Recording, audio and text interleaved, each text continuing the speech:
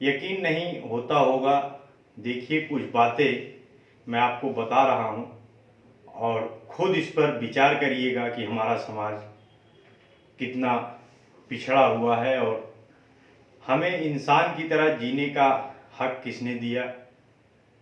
आपको पता होगा, बाबा साहब ने हमने पढ़ने लिखने का जो हक पाया उसको भी बाबा साहब ने ही दिया। पढ़ाई के दरमियान स्कॉलरशिप किसने दिलवाई, ये आप जानते ही होंगे। बाबा साहब ने हॉस्टल में मुफ्त रहने और खाने पीने की सुविधा भी बाबा साहब ने ही हमारे समाज को, हमारे बहुजन समाज को दिलवाई। पढ़ाई पूरी होने के बाद सरकारी नौकरी करने के लिए आरक्षण, रिजर्वेशन बाबा साहब ने ही की देन है, उन्होंने ही दिलाई। नौकरी रोजगार में प्रमोशन वगैरह का प्रबंध हमारे लोगों को संवैधानिक तौर पे दिलवाया गया। और किसने दिलवाया? बाबा साहब भीमराव अंबेडकर ने। धन कमाकर आपको अपनी मर्जी से खर्च करने का हक किसने दिया? वो भी बाबा साहब ने ही दिया है। पूरी दुनिया में सर उठाकर जीने का हक भी हमारे महापुरुषों, खासकर बाबा साहब की ही देन है। हम गुलाम से बदतर जीवन जीने को मजबूर थे। आज हम राजनीति में भाग लेकर राजनेता बन सकते हैं, फिल्मों में जा सकते हैं, इंजीनियर बन सकते हैं, डॉक्टर बन सकते हैं। तो उसका सारा श्रेय हमारे बहुजन महापुरुषों को जाता है।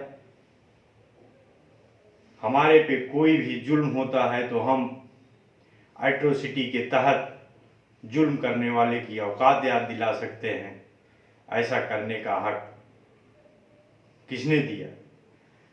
खाली रोटी खाने से, गेहूं चावल मिलने से काम नहीं चलने हैं। या तो सिर्फ कुछ ही उपकार मैंने आपको गिनवाए हैं, ऐसे में करोड़ों उपकार हैं बाबा साहब के हमारे ऊपर। तो फिर मुझे यह समझ में नहीं आता कि हमारे लोग अपनी तरक्की और आज़ादी का श्रेय उन काल्पनिक देवी देवताओं और भगवान को क्यों देते। हमारे भगवान, हमारे देवी, हमारे देवता तो हमारे महापुरुष और हमारा ग्रंथ, हमारा संविधान है। हमको उसी की पूजा करनी चाहिए, उसी का सम्मान करना चाहिए। वो सारे लोग जो देवी देवताओं और भगवान की अपनी तरक्की का कारण मानते हैं, उन्हें से मेरी विनती है कि वो मुझको समझाएं और कमेंट में बताएं कि ऐसा क्यों है। अगर नहीं बता सकते हैं तो मान लीजिए कि आपसे बड़ा समाज का, बहुजन समाज का गद्दार और कोई भी नहीं है।